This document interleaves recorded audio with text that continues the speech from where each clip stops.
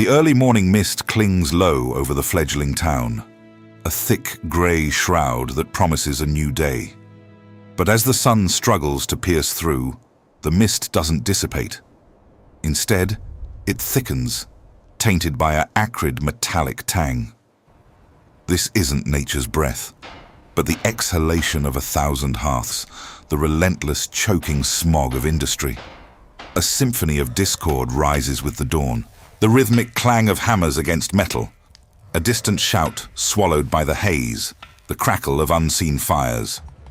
This is Birmingham in 1700, not yet the industrial titan it would become, but already a place defined by iron, fire, and an unsettling undercurrent of tension.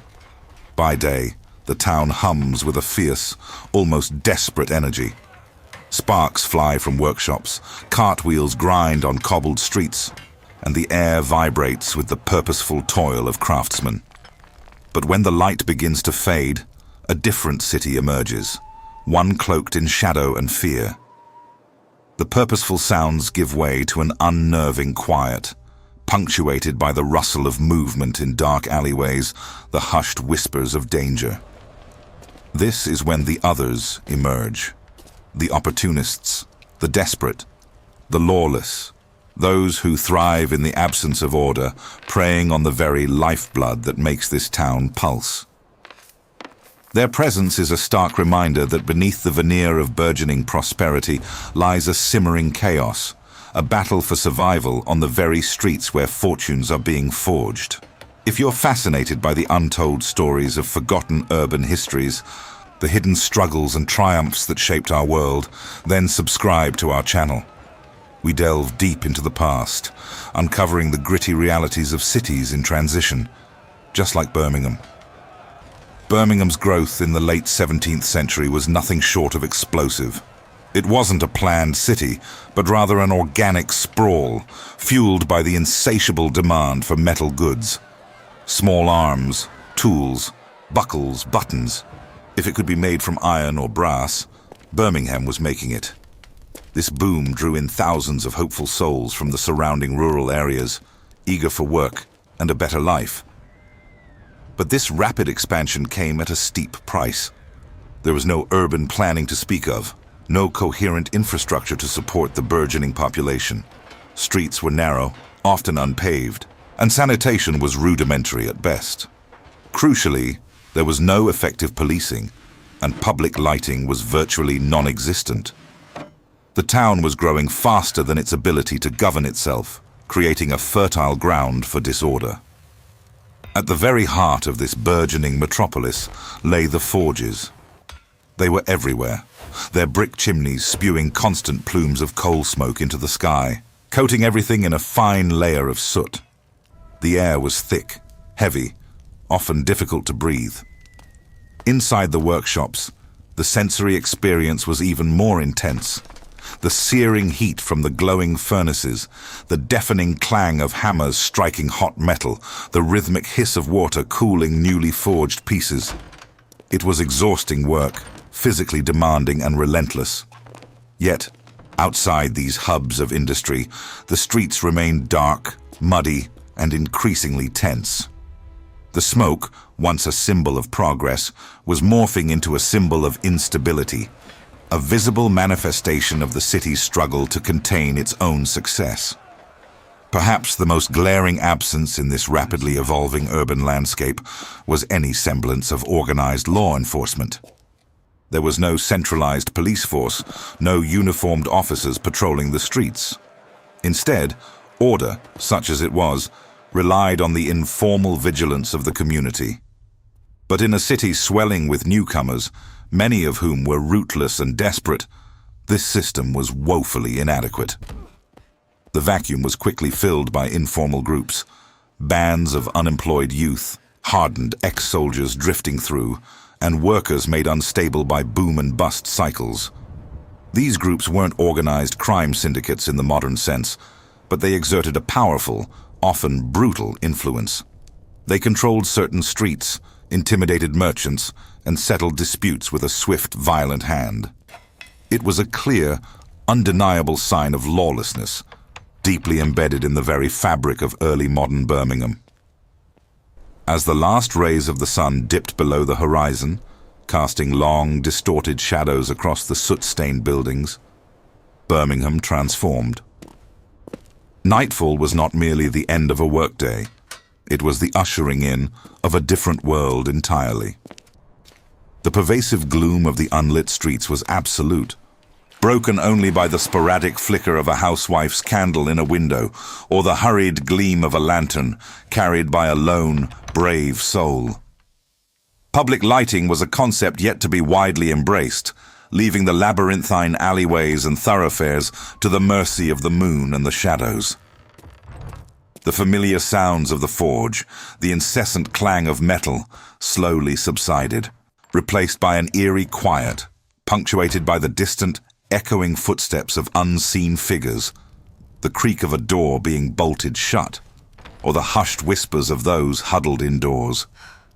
Families retreated early, securing their meager homes against the unknown that lurked outside. Fear, a subtle but constant companion during the day, intensified its grip after dark. Robbery was a common threat, not always a grand, audacious heist, but often a swift, brutal confrontation in a darkened lane, a desperate act born of hunger or malice. Yet, despite this pervasive undercurrent of dread, life in Birmingham continued. The markets, though less bustling, still opened. The forges, even if fewer in number, still glowed late into the night. Trade, the very lifeblood of the burgeoning town, persisted. For the vast majority, the immediate concern of economic survival, of putting food on the table, overshadowed the ever-present threat of crime. Their daily routine was a relentless cycle: toil from dawn until dusk, protect their families and belongings through the long, dangerous night, and then rise to repeat it all again. The city, in its raw, unrefined state, oscillated precariously between progress and peril, a testament to the sheer resilience of its inhabitants. This era existed before the establishment of modern policing, a concept that would only truly take root centuries later. The mechanisms for maintaining order were rudimentary at best, a patchwork system ill-equipped for a city expanding at such a breakneck pace. Justice, when it could be found, was often slow, unequal, and arbitrarily applied. Order was nominally upheld by community watch groups, often composed of volunteers with limited power, and by a handful of local authorities who were overwhelmed by the sheer scale of the challenges. Exemplary punishments, public floggings, time in the stocks, or even hangings for serious offenses were meant to act as deterrents. But their effectiveness was often negated by the sheer anonymity and desperation that rapid urbanization fostered.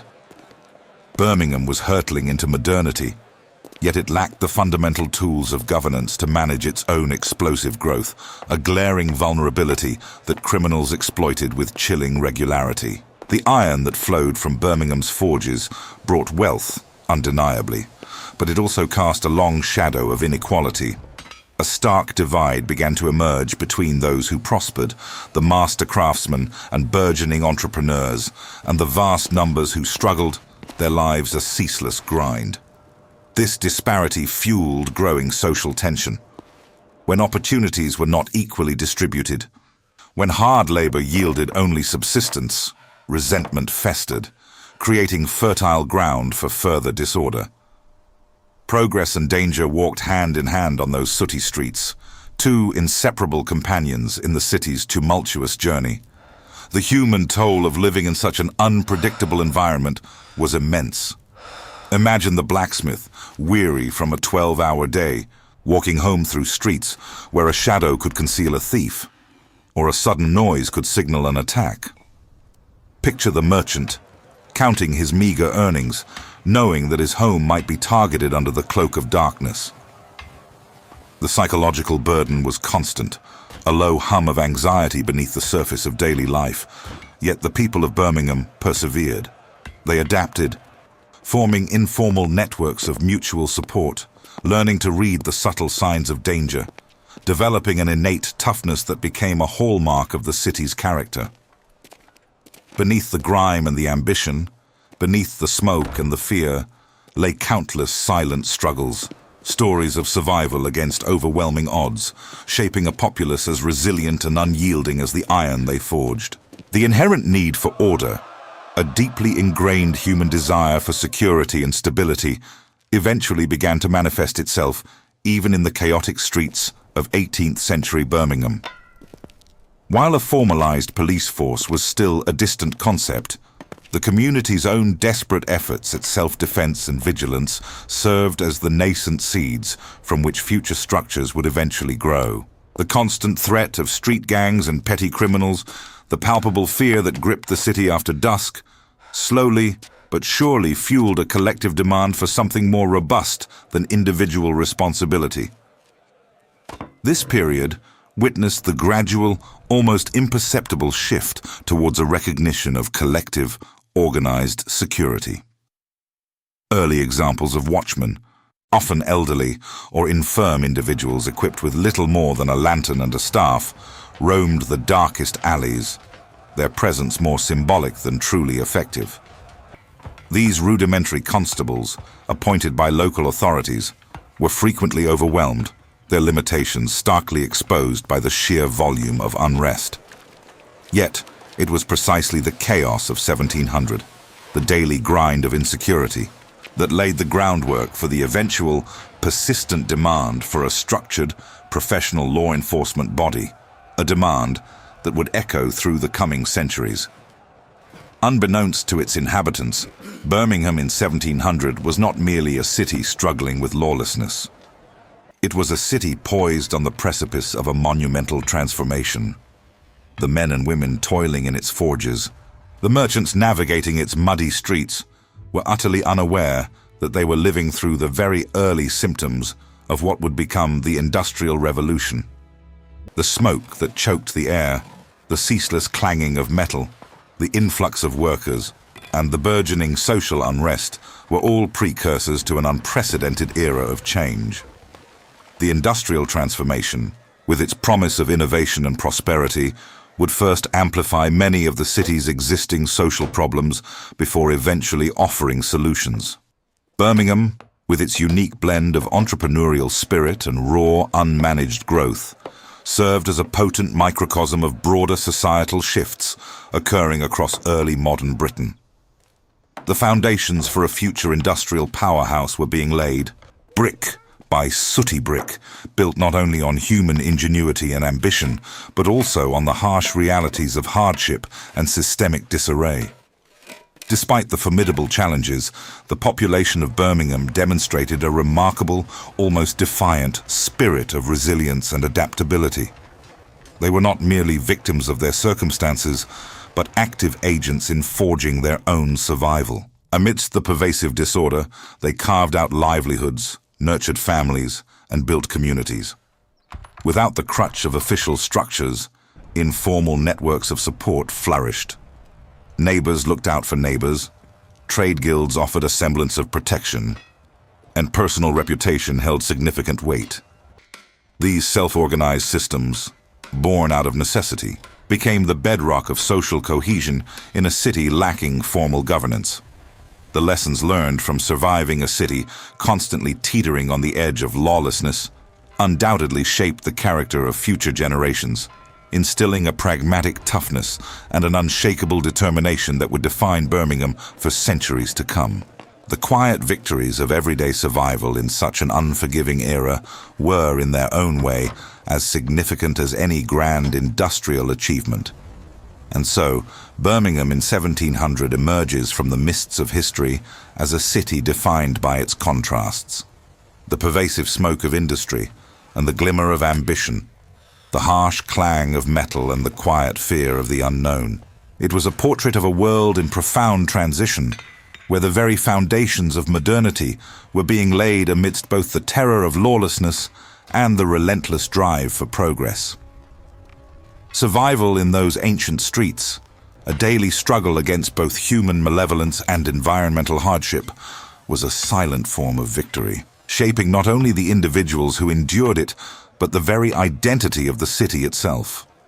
The long-term impact of this tumultuous period can still be felt today, a testament to the enduring human spirit that flourished even in the darkest corners of early modern life. If you've been fascinated by this glimpse into Birmingham's challenging past, remember to subscribe to our channel. Join us as we continue to explore how various cities around the globe were shaped by the complex interplay of violence and progress, revealing the countless urban stories that still await their proper telling.